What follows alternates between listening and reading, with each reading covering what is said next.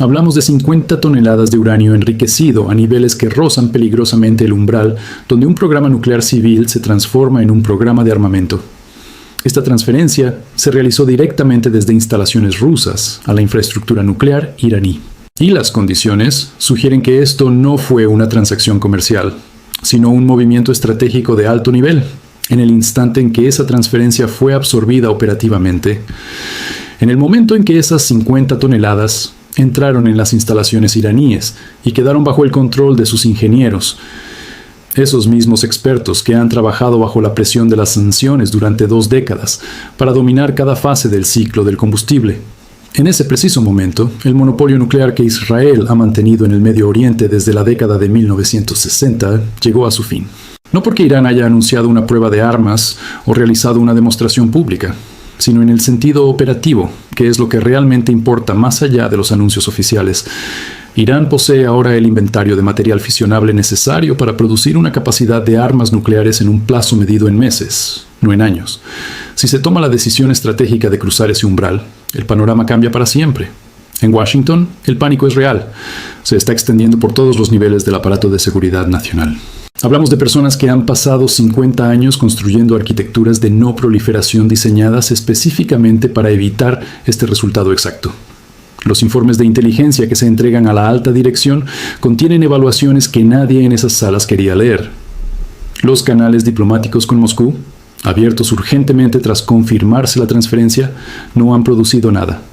Solo declaraciones rusas cuidadosamente redactadas sobre el derecho de las naciones soberanas a la cooperación pacífica en energía nuclear. Las consultas de emergencia con Tel Aviv han revelado algo impactante. Israel, a pesar de sus capacidades de inteligencia y su enfoque de décadas en el programa iraní, quedó tan sorprendido por la escala y la velocidad de esta transferencia como Washington. Lo que estamos viendo no es simplemente un evento de proliferación nuclear. Es la prueba operativa de que la red de sanciones, la presión diplomática y las operaciones de sabotaje encubierto han fracasado. Todo lo que Estados Unidos e Israel emplearon durante 20 años para contener el programa iraní ha colapsado de forma integral.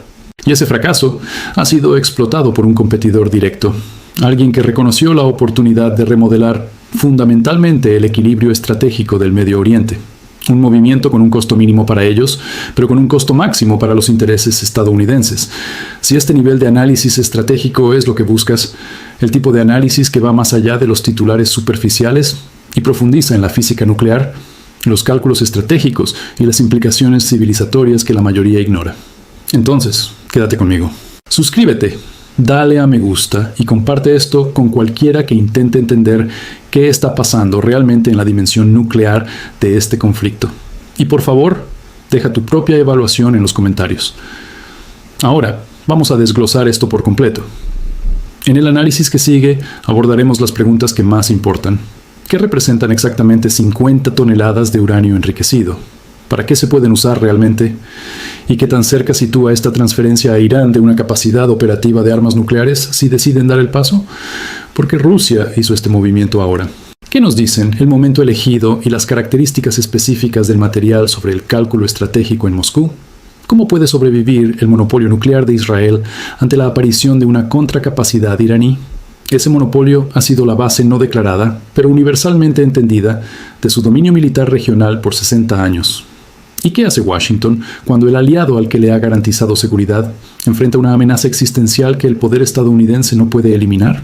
Cuando el umbral nuclear se cruza en el Medio Oriente, no mediante un proceso aprobado por Estados Unidos, sino por una transferencia de un rival, ¿qué pasa con toda la arquitectura de no proliferación que se ha mantenido durante medio siglo? Parte 1. 50 toneladas. ¿Qué se transfirió y qué significa realmente?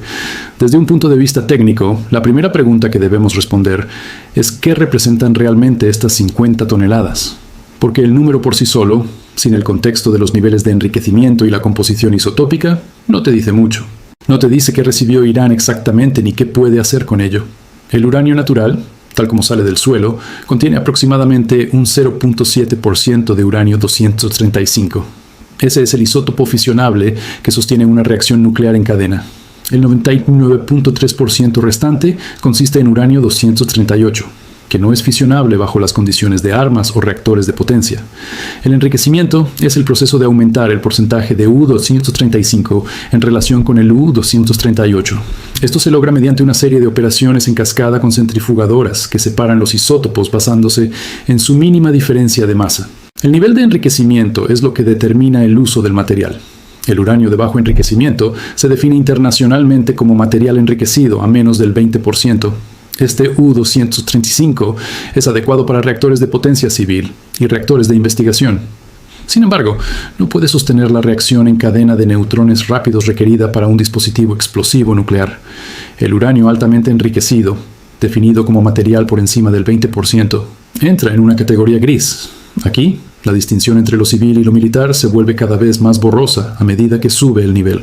El uranio de grado de armamento, el que se usa en armas de tipo cañón como la bomba de Hiroshima, suele estar enriquecido al 90% o más.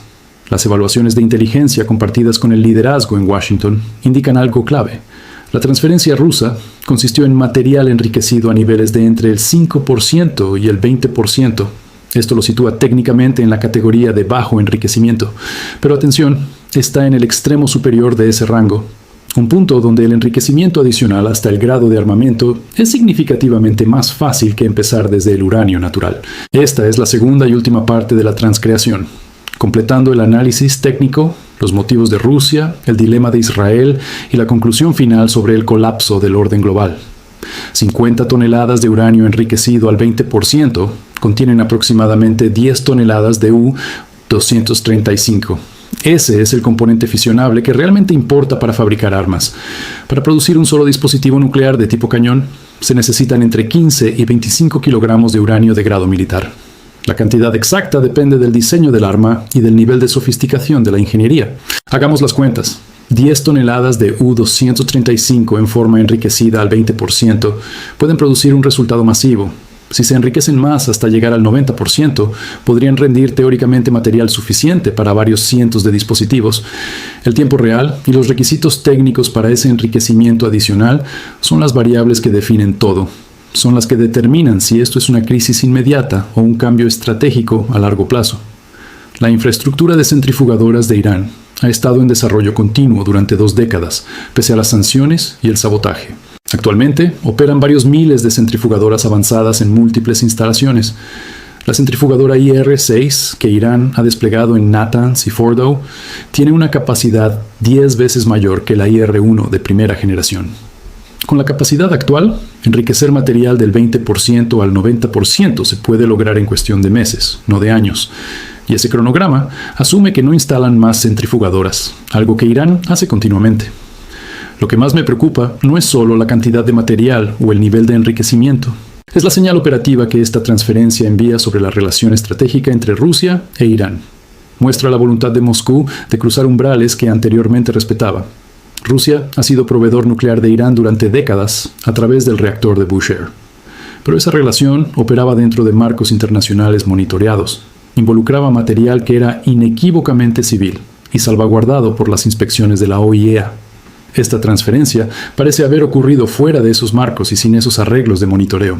Eso representa un cambio cualitativo en la naturaleza de su relación nuclear. Y los cambios cualitativos en estas relaciones suelen acelerarse rápidamente una vez que se cruza el primer umbral. Parte 2. ¿Por qué Rusia hizo esto? El cálculo estratégico de Moscú. Tras observar de cerca la toma de decisiones rusa durante años, puedo asegurarles algo.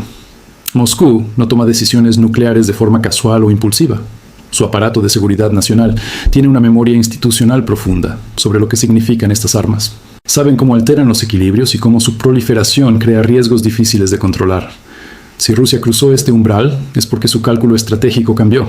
Los beneficios de hacerlo ahora superan con creces los riesgos. El beneficio principal para Moscú es intensificar la distracción estratégica de Estados Unidos en el Medio Oriente. Rusia necesita que la atención y los recursos de Washington se dividan en tantos teatros como sea posible. Cada analista, cada diplomático y cada planificador militar en Washington que ahora trabaja en el problema nuclear iraní es alguien que no está trabajando en Ucrania. No está trabajando en el Pacífico, ni en los otros desafíos globales que compiten por una atención limitada. Esta transferencia ha inyectado una crisis que Washington no puede ignorar ni resolver rápido. Eso sirve a los intereses rusos en cada teatro donde compiten directamente con Estados Unidos. El segundo beneficio es el fortalecimiento de su asociación estratégica con Irán mediante dependencias estructurales. La cooperación nuclear, no la transaccional, como la venta de armas convencionales, crea relaciones que persisten a través de las transiciones políticas. Involucra una integración técnica profunda entre establecimientos científicos y genera intereses mutuos. Rusia está construyendo una estructura de asociación que sobrevivirá a cualquier líder individual. Se posiciona como el socio externo indispensable para un programa que Irán considera central para su seguridad nacional. El tercer beneficio es una demostración al mundo. Rusia le está enviando un mensaje a otras naciones que consideran sus propias opciones nucleares. El mensaje es que Rusia es un socio más confiable para la cooperación nuclear sensible que Estados Unidos. La cooperación estadounidense viene con condiciones, inspecciones, restricciones y el riesgo de cambios políticos internos. La cooperación rusa opera con menos ataduras visibles y con la voluntad de empujar límites que Washington no tocaría. Para naciones como Arabia Saudita, Turquía o Egipto, esto es un dato clave sobre quién cumple realmente sus compromisos más sensibles. Los riesgos que Moscú acepta son reales, pero los han evaluado como manejables. La arquitectura de no proliferación ya está bajo una presión extrema por Corea del Norte, Pakistán y la ruptura de acuerdos de control de armas. Añadir a Irán intensifica la presión, pero no rompe algo que ya estaba fracturado. El riesgo de una acción militar israelí siempre ha existido. Y ese riesgo no se detiene por la falta de capacidad de Irán, sino por la dificultad operativa de realizar los ataques. Esta transferencia de uranio no altera dramáticamente esas variables. Moscú ha concluido que los beneficios superan a los riesgos, y eso refleja su evaluación de que las normas internacionales hoy son menos vinculantes que en décadas pasadas. Parte 3. El monopolio nuclear de Israel. El cimiento que acaba de agrietarse. Israel nunca ha confirmado oficialmente que posee armas nucleares. Esa política de ambigüedad nuclear ha sido su doctrina desde los años 60. Se ha mantenido pese a las imágenes satelitales de Dimona, las revelaciones de Vanunu y la lógica estratégica obvia. Pero esa ambigüedad siempre fue táctica, no sustantiva. Cada actor regional serio y cada servicio de inteligencia sabe que Israel posee un arsenal de entre 80 y 400 ojivas. Tienen sistemas de entrega sofisticados, aviones, misiles y capacidades de lanzamiento desde submarinos. Ese arsenal ha servido para mucho más que la simple disuasión de un ataque nuclear. Ha sido la garantía de seguridad definitiva contra amenazas convencionales existenciales. Era el entendimiento implícito de que cualquier campaña que amenazara la supervivencia de Israel activaría una respuesta nuclear, daba un dominio de escalada en las crisis regionales y proporcionaba una base psicológica para la confianza estratégica israelí. La aparición de una capacidad nuclear iraní operativa socava fundamentalmente cada una de esas funciones. La garantía de seguridad definitiva se convierte en disuasión mutua, no en ventaja unilateral. El dominio de escalada se pierde cuando ambos bandos tienen opciones que el otro debe tomar en serio, y la confianza psicológica de tener una capacidad inigualable es reemplazada por la incertidumbre. En mi evaluación, la dimensión psicológica de este cambio puede ser más desestabilizadora que la militar. Los planificadores en la Kiria, en el Estado Mayor de las FDI y en el Mossad están haciendo evaluaciones que nunca habían tenido que hacer. ¿Cómo mantener la estabilidad cuando el adversario opera bajo la protección de un competidor como Rusia? Un competidor al que Estados Unidos no puede simplemente coaccionar. La transferencia rusa comprime el tiempo para enfrentar estas preguntas. Antes, mientras Irán avanzaba lentamente, Israel sentía que tenía años para decidir. 50 toneladas de uranio enriquecido al 20% eliminan años de ese cronograma. Si Irán acelera, la producción de grado militar es cuestión de meses, y si la producción es cuestión de meses, la ventana de decisión para cualquier acción militar israelí se mide en semanas. Parte 4. La elección imposible de Washington. El pánico en Washington surge de reconocer que están forzados a elegir entre opciones inaceptables. Ninguna cantidad de creatividad diplomática o capacidad militar puede satisfacer todas las restricciones a la vez. La primera opción es la acción militar. Ataques estadounidenses o apoyo a ataques israelíes, pero los desafíos operativos son severos. Las instalaciones iraníes están dispersas, endurecidas y enterradas bajo tanta roca que incluso las armas antibúnker no garantizan su destrucción. La planta de Fordow fue diseñada específicamente para ser inmune a casi cualquier campaña militar. Atacarlas requeriría una campaña aérea sostenida de días o semanas. Eso implicaría sobrevolar espacio aéreo iraquí sin permiso, y aceptar represalias iraníes contra fuerzas estadounidenses y aliados, pero más allá de lo operativo, la consecuencia estratégica es lo que hace que esta opción sea insostenible.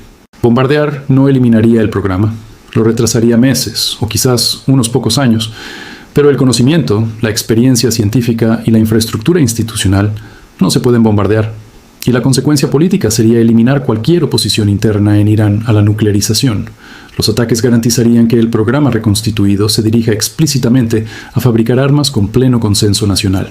La segunda opción es aceptar la capacidad nuclear iraní e intentar gestionarla mediante la disuasión.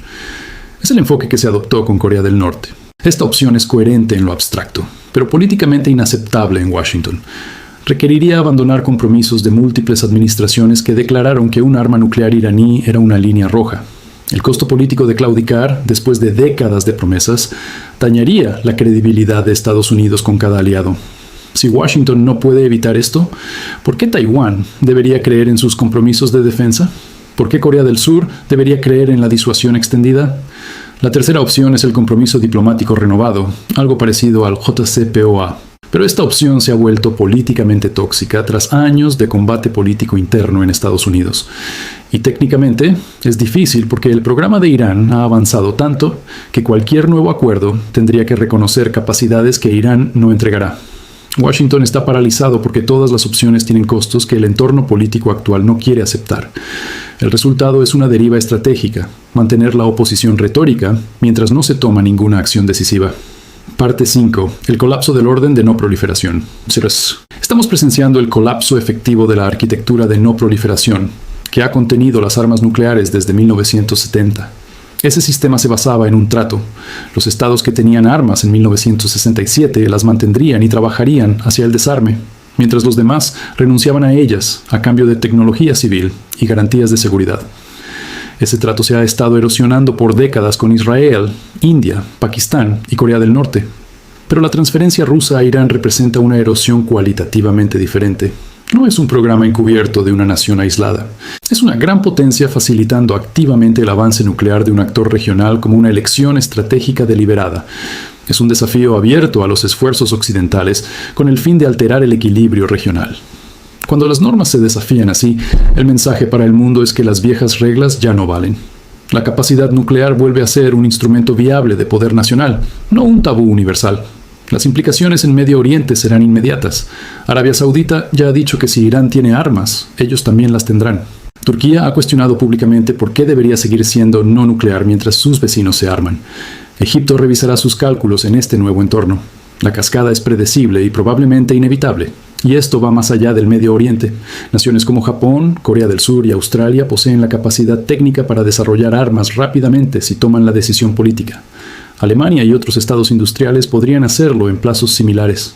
La barrera nunca ha sido técnica, ha sido política y normativa. Y esa barrera normativa se está derrumbando bajo el peso de la competencia entre grandes potencias. Entramos en un periodo de multipolaridad nuclear mucho más inestable que la Guerra Fría. Habrá más actores, más rivalidades regionales y menos protocolos establecidos para el control de crisis. 50 toneladas de uranio enriquecido han puesto fin a 60 años de monopolio nuclear israelí. Washington enfrenta una crisis sin soluciones limpias. Moscú observa las ondas de choque. Esta no es una crisis que se resuelva con diplomacia hábil o acción militar rápida. Es la crisis que marca la transición de una era estratégica a otra.